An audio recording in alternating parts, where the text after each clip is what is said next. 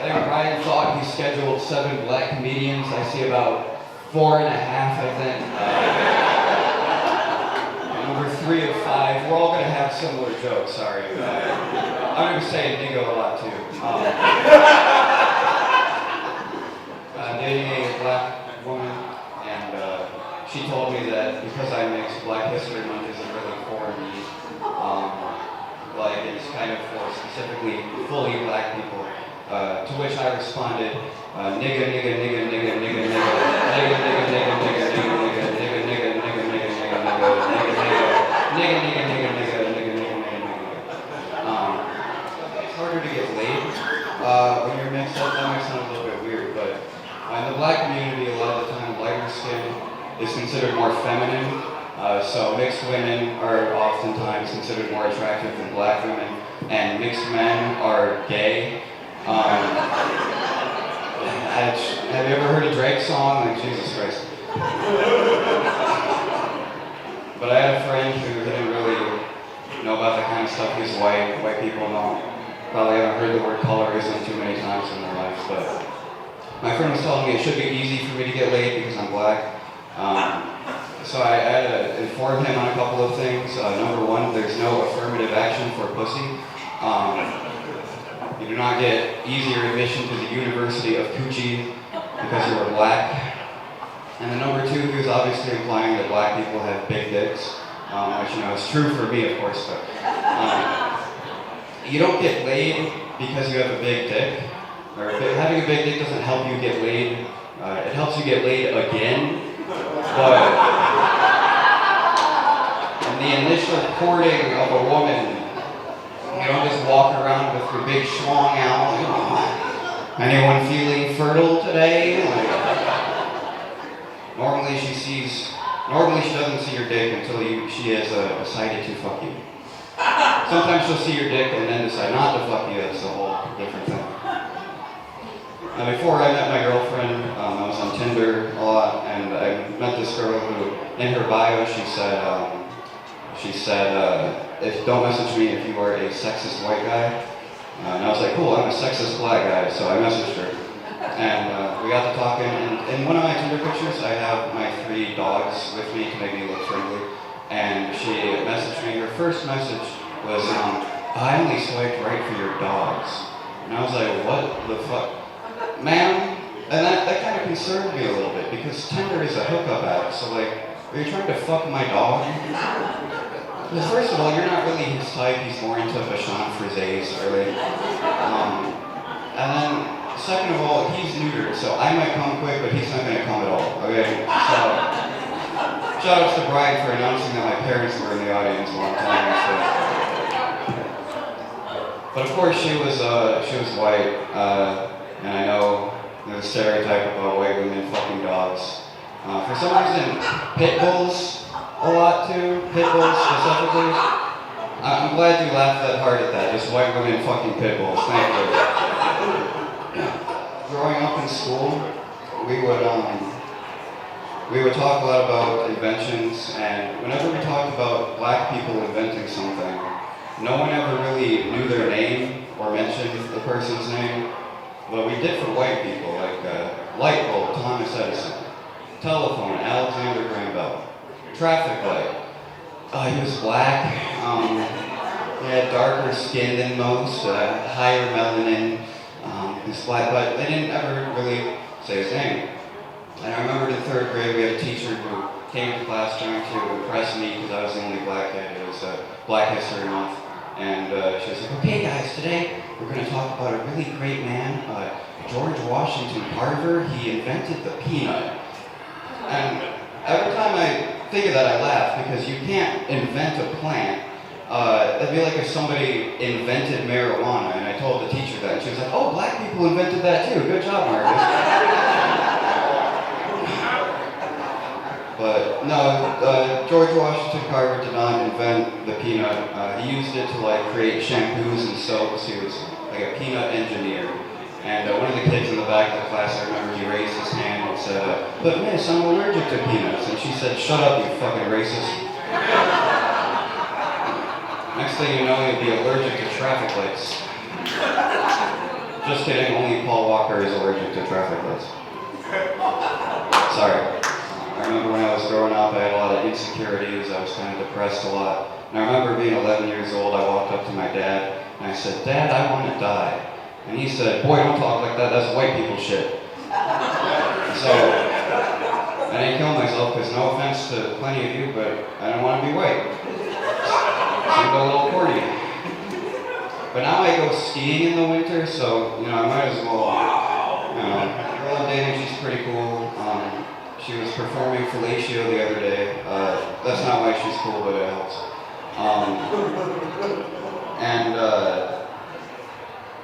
Fuck, I forgot my joke. I even brought my phone and everything. Anyway, sucking my dick, yeah, anyway. And she said, "Marcus, your cum tastes like Elmer's glue." And I said, "Well, I wish it worked like Elmer's glue so I could keep your fucking mouth shut." She almost left me, but what they say, once you go black, you never go back. Or in my case, once you go biracial, it's time for your facial. I'm a little bit annoyed. Everyone used all my light-skinned jokes I was going to use before I got up here. Bunch of bitches.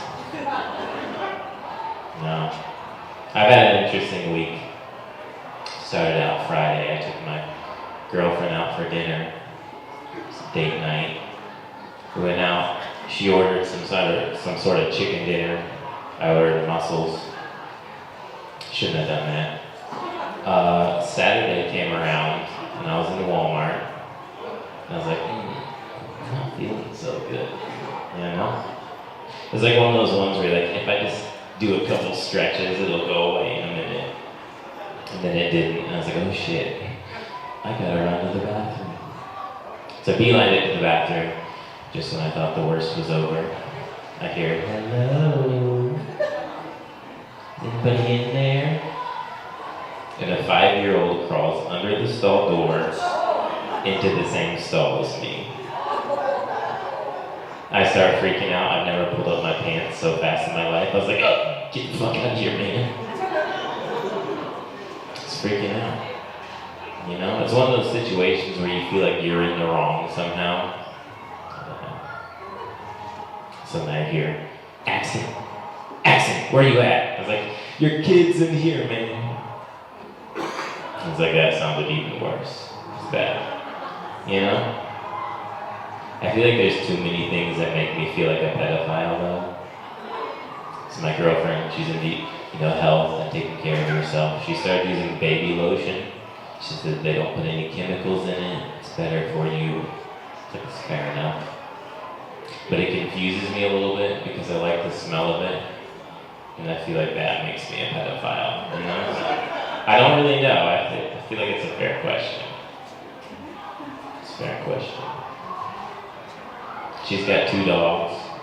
She's had them since college. They're a little bit spoiled.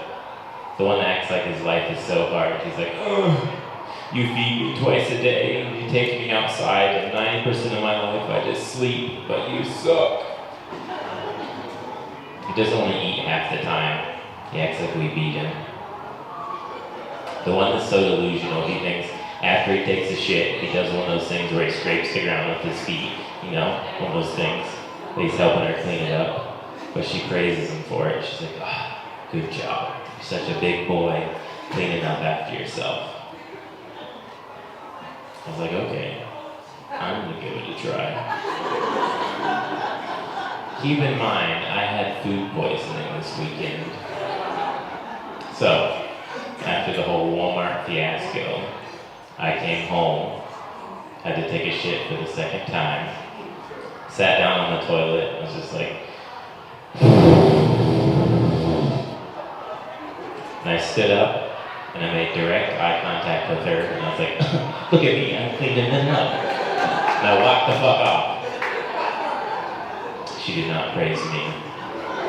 And I was offended. I worked hard on that shit. I did.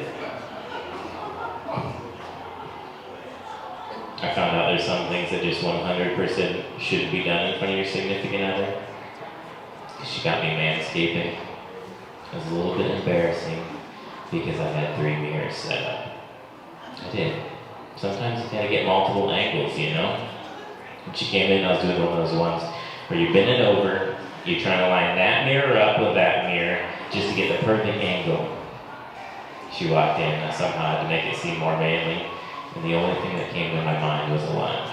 I don't know why it was a lunge. She walked in, and I was just like, "What's going on, babe?" She's like, "You look like a bitch." I was like, "I feel it. I feel it too." She's bullying me. It's a bunch of shit. My parents used to bully me all the time. When I was young, my parents told everyone I had penis reduction surgery done. This is a true story. They said I had penis reduction surgery done, and I believed them. But the reason why I believed them is because when I was a kid, I remember going to the doctor's office, and he was feeling around down in this general vicinity, and I started laughing. He did not think it was funny. But it's just a memory I have. So I didn't ask my parents about it for years. Finally asked my mom. She's like, "Oh, Silas, I guess we should have kept you in on the secret. It wasn't penis reduction surgery, just when your testicles didn't descend down into your sack as you're getting older. So we just had surgery to fix that. But we told everyone it was penis reduction surgery because we didn't want you to be embarrassed or get bullied in school." I was like, "Mom, why tell anyone? You know? Like, why not just keep it our secret?" And secondly, "Mom, I'm homeschooled." So my girlfriend likes Starbucks. We were in Starbucks the other day, and a lady walked in. She was complaining from the start. The prices were too high. They didn't serve her fast enough.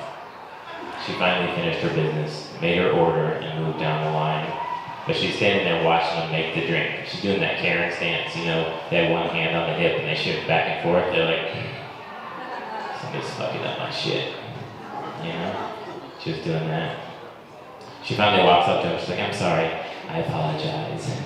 Can you just pour the almond milk in before the oat milk? I'm sorry. It's just my OCD." I was like, "No, you're just a bitch, Karen." I decided since she's walking around doing that shit, I'm gonna start walking around, pulling my dick out, and be like, "Oh, I'm sorry. I apologize. It's just my BBC."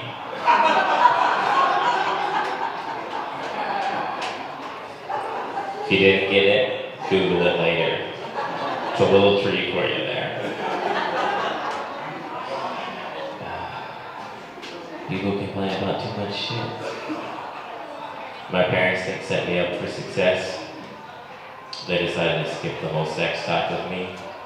So 11-year-old me had no idea how babies were made. The only thing I knew was from the Bible. Shit like, King David slept with some bitch and she became pregnant. So in my head, I'm like, holy shit. If I fall asleep beside a girl, she's gonna get pregnant. So like a week later after learning this, went on a road trip with my brother. His girlfriend happened to sit beside me. I was like, no worries. I had a Red Bull this morning, not sleeping. Next thing I know, I wake up and she's asleep. And I start freaking out. It's like, holy shit. I was asleep.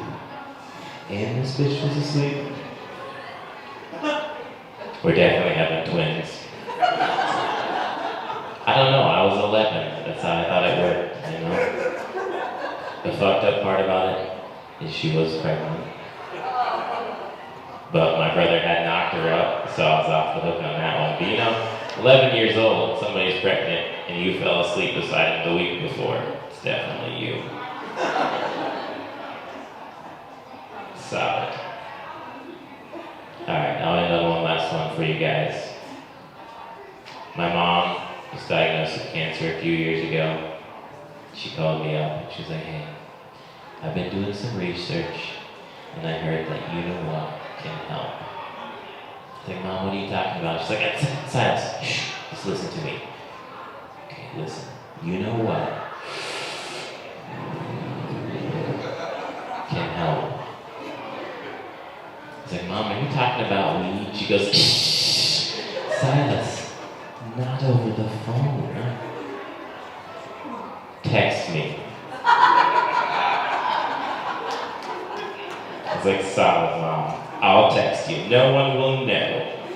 And that's a story about me selling drugs to my mom. Have a good one, everybody.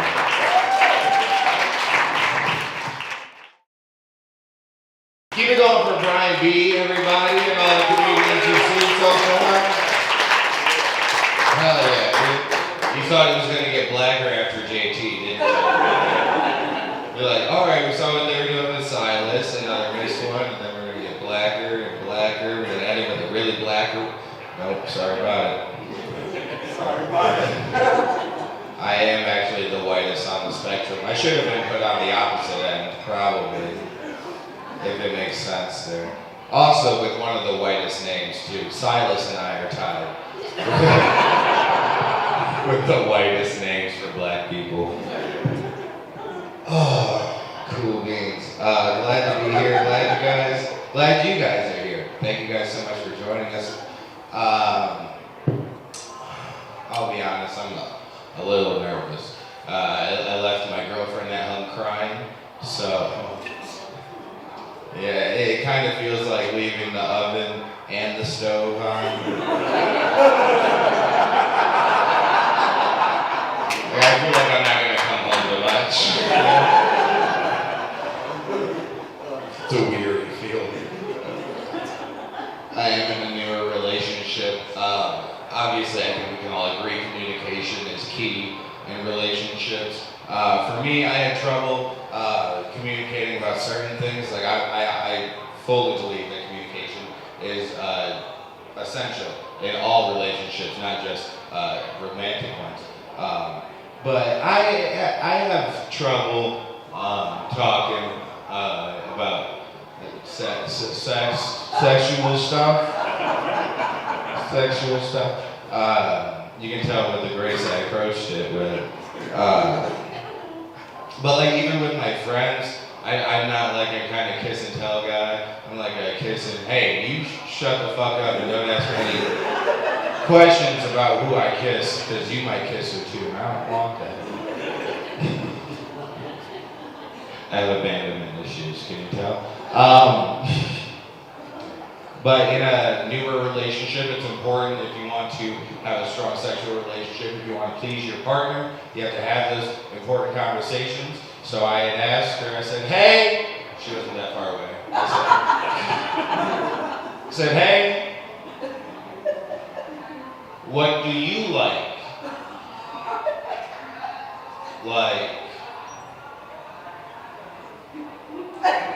In bed. What do you enjoy? And she was dazzled by my confidence. And she said, I like to be more dominating in bed. I said, you say dominated or dominating? Because you have to be sure nowadays. And she said, I like to be more dominating. I just don't know if you're comfortable being told what to do in bed. I'm like, I don't know if you've seen me in the bedroom, but I could use some direction. Would be helpful. Yes, a reminder, I am kind of black. I have a son, he is a quarter black, which means he's white. That is how the math works. I can show you the work, but I'd rather just give you the answer. No, he's pretty white, which, you know, I'm realizing that it could be a fault for him. Because like he needs some things I didn't need so much growing up, you know? Mainly sunscreen, that's the big one. Reapplications, unprecedented in our household. I didn't need that much sunscreen growing up. So sometimes I forget. Sue me. And then he goes outside and he burns. Pretty bad, I'll say. It looks like it's pretty painful, if I'm being honest. I feel bad for him. But I'm also thinking, hey, maybe that'll teach him, maybe next time I should put some sunscreen on myself, you know? Since this asshole won't do it for me. The pain will help him remember. And then when he asks why his darker cousins don't need sunscreen, I remind him that they have other struggles. Just remember that sunburn when you get to drive home from a traffic stop. Am I right? All right. If you don't like the joke, fucking fix the problem, I guess. I grew up pretty poor. Anybody else? Broke people in the house? Broke people? Oh, what, you think you're better than me? Throwing tables? Don't get close to me with your broke shit. I feel you. I grew up pretty poor. All my friends, I grew up in like Holland and Zealand, so it was like relatively poor, I guess. All my friends every weekend, it was the same thing. My family's gone for the weekend, fucking party at my house. I grew up in a house of 8 people, all of us too poor to leave at once. There was never a party at my house. We never really got to go on any family vacations. We got to go on one vacation when I was in 2nd grade. We got to go down to Orlando, Florida. Yeah, we got to go to Disney World for my sister's make-a-wish trip. It was fun. Relax. It was a good time. I got to meet Goofy. Always a pleasure. It was free. That was pretty awesome. My sister lived, which I guess is what you hope for. Wouldn't have been a great trip if she didn't. I guess. I don't know. Who's to say? Hindsight, you know. Anyways, no, she lived, which is cool, or whatever. But what they don't tell you about those Make-A-Wish trips, like if you beat whatever terminal illness gets you the trip, you gotta pay for that trip. Unless you get cancer again. So, my sister found the loophole. Relax. She beat breast cancer too, so it's a happy ending. You can give it up for her if you'd like. But, yeah. No, just don't give it up too loud. Those debt collectors are still listening. Somebody's gonna have to pay for that shit. Alright, I'm glad we pulled out of that dark hole for a second. It paid off with a laugh. Some of you guys have heard that joke and you were just humoring me, and I appreciate that. You ever have to shit? You ever just have, like, it's an emergency? Like, you ever have to really shit, like, really bad? Like, it's knocking at the door. Like, it's right there. You're like, I gotta pull over. I gotta get to somewhere safe and quick. You park your car, you start waddle sprinting to the door of the building you just chose to desecrate. And then as you get to the door, your hand is on the handle to the door, it just goes away. You just no longer have to shit. Does that ever happen? Where does that shit go? Where does it go? It didn't escape my body, it just went up. It was just there, knocking at the door. I just got ding-dong dished by my own shit. Where does it go? Does it go up into my body to get harder with the stay, like prison? Just the longer it's up there, the harder it comes out. Comes out like it's been working out and strangely dehydrated. You know, like prison shit. I have questions. I had a friend who recently sealed his butthole shut. Sealed it up, right shut. Flex Seal, you ever heard of it? Flex Seal? He made the mistake. He thought it was a wax strip. No, I'm just kidding. He had cancer. Had cancer. He's dead now.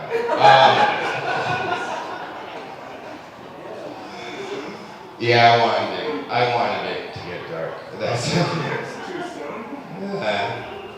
maybe, if you know. That doesn't help my cause. Alright, we'll move on. I used to smoke crack. You guys smoking crack out there? This one's a brighter end to the story at least. I used to smoke crack. I don't anymore. Over 5 years being sober from crack and cocaine. That's what I did it for. I did it for the claps in the side room of a bowling alley. If I knew this was going to be the outcome, I would have said, you know what? I don't even care about the disappointment to my family. I'm going to do it for those strangers.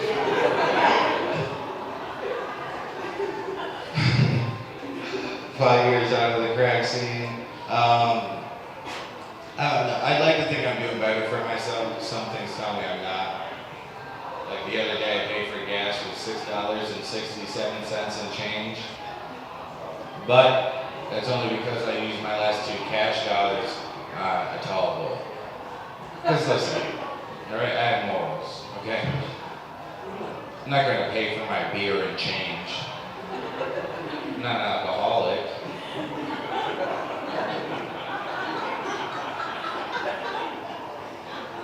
There's no crackhead. I do see some remnants of that crackhead energy still alive and well in my life today. Like, because I only smoke weed now, which is arguably better than crack. I know it's not. I get it. It's not better than crack. But for legal reasons, I have to say that. But I only smoke weed now. And the other day, I was smoking weed out of my glass pipe that I use for portable smoking. And I dropped it and it shattered. And I was like, fuck. Smoking on the go is a no-go for me. And then I grabbed my bong. I put that in my passenger seat. Don't worry, I put the seatbelt on. I know the laws. Click it or ticket. And I don't know if that was the crackhead energy or the fact that I was doing dabs too. So I had a torch there as well. And if you're torching anything while you're driving, you should probably pull over. And then seek help, because you got a problem, man. I'll leave you guys with this. Have you ever see a Tesla in an unexpected place? You're like, this doesn't belong in this tax bracket. Like, I'm on the road for my job a lot. I was staying exclusively 2-star hotels, where there shouldn't be a Tesla within 25 miles.